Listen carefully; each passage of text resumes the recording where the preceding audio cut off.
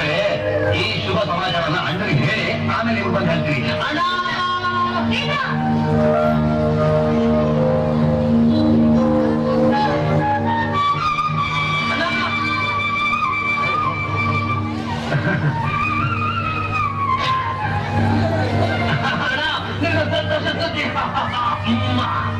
ಇದೇನೇ ಆಗಲಿ ಸಂತೋಷ. ಕೆಲಸ ಸಿಕ್ಬಿಟ್ಟಣ ಸಿಕ್ಬಿಟ್ಟು ಕೆಲಸ ನೋಡು. ಕರ್ನಾಟಕ ಸ್ಟೀಲ್ ಫ್ಯಾಕ್ಟರಿ ಆರ್ಡರ್ ನಾಳೆ ಬೆಂಗಳೂರಿಗೆ ಹೋಗ್ಬೇಕು.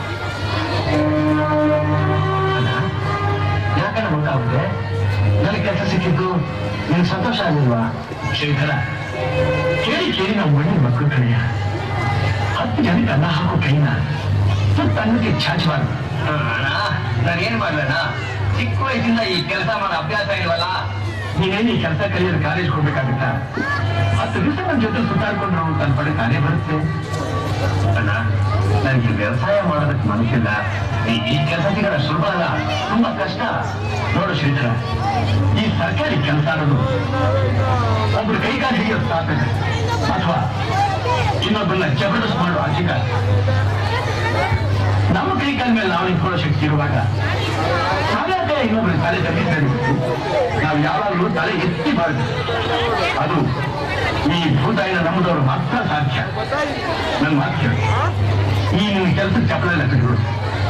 ಈ ತಾಯಿನ ನಂಬು. ಇವಳು ನಂಬುದವ್ರನ್ನ ಯಾವತ್ತೂ ಕೈ ಬಿಡೋದಿಲ್ಲ.